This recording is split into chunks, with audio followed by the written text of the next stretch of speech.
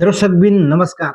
तिलक Bahadur Oli YouTube channel हेरेर बस्नुभएका हिमालदेखि तराईसम्म, तराईदेखि पहाडसम्म, पूर्व मेचदेखि पश्चिम महाकालीसम्म र प्रदेशदेखि घरदेशसम्म, घरदेशदेखि प्रदेशसम्म र विश्वभर इन्टरनेटको माध्यमबाट युट्युब हेरेर बस्नुभएका सम्पूर्ण आदरणीय दर्शक तथा महानुभावहरूलाई म तिलक ओलीको हार्दिक स्वागत तथा अभिवादन टक्राउन चाहन्छु।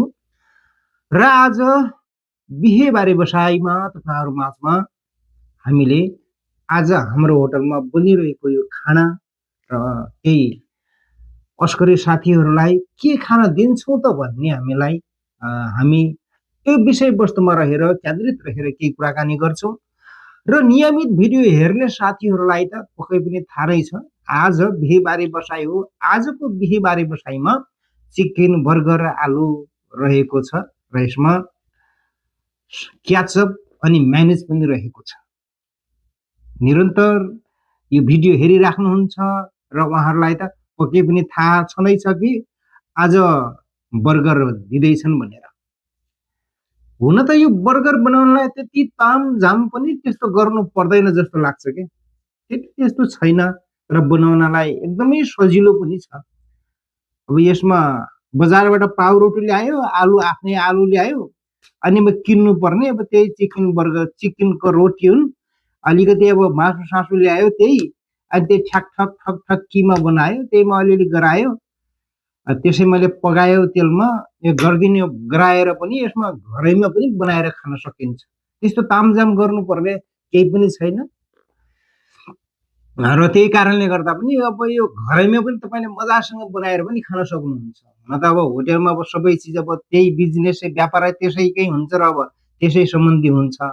तर पनि अब कसै अब कतिखेर बर्गर खाने मुड चल्यो भने तपाईँले बनाएर पनि खान सक्नुहुन्छ।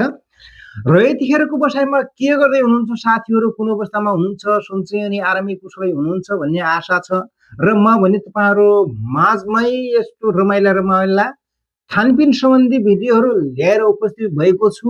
र कोही ड्युटीको अवस्थामा हुनुहुन्छ होला, कोही भने ड्युटी सकेर उता नै टाङ्लाएर बसिसक्नु भएको छ होला, र कोही भने म जस्तै ड्युटी गरिराख्नु भएको छ होला, कसैले भने आफ्ना छोराछोरीसँग, बाबुआमासँग तिता मिठा कुराकानी गर्दै हुनुहुन्छ होला, कोही भने आफ्नो श्रीमती लगायत छोराछोरीसँग पनि कुरा गर्दै हुनुहुन्छ होला, कोही भने आफ्नो प्रेमिकासँग कतै हात समात्दै एकदम मजाका कुराकानी गर्दै जिन्दगी चलाउने कुरा, कटाउने कुरा गर्दै हुनुहुन्छ होला, माया प्रीतिका कुराहरू गर्दै हुनुहुन्छ होला। कोही भने म जस्तै यसो दुखी हुनुहुन्छ र काम गर्दै हुनुहुन्छ, कसैले बाहिर बेल्ची हान्दै हुनुहुन्छ, खाडीको घाममै हुनुहुन्छ, कोही भने मजासँग एसीमा बस्नु भएको होला। र जहाँसुकै भए पनि, जेसुकै भए पनि, जस्तो अवस्थामा भए पनि यो पैसैकै लागि हो र केही ज्यान पाल्नैकै लागि हो। सबै नेपालमा भरिपूर्ण हुन्थ्यो भनेपछि त अर्काको देशमा किन जापान कोरिया जानु? अब जापान कोरिया जहाँ गए पनि कमाउनैकै लागि हो, त्यो पैसैकै लागि हो।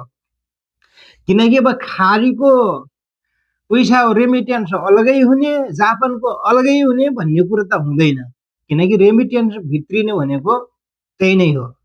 किनकि अझै कस्तो छ भन्दाखेरि कहिले साउदी, कतार, दुबई छ भनेपछि मान्छेले त्यसलाई सोद्धा पनि सोध्दैनन्।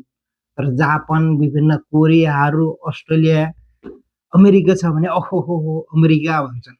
तर ठिकै छ, मान्छेको जस्तो सोच हो, मान्छेले जस्तो सोच्यो त्यस्तै हुने हो कि। जस्तो एउटा भनाइ छ नि, फुल सम्झे फुल हुन्छ, काँडा सम्झे काँडा हुन्छ, टाढा सम्झे टाढा हुन्छ, नजिक सम्झे नजिक हुन्छ। त्यस्तै हो। जुनसुकै देशमा भए पनि जे गरे पनि पैसैका लागि हो। त्यही पैसा लागि मान्छेले जुनसुकै कदम पनि चाल्न तयार हुन्छन्। मान्छेले जे गर्छ पैसैको लागि हो। किनकि हुन त अब कोही रहरले विदेशमा आएको त कोही छैन होला, सायद सबै एउटा मजबुरीले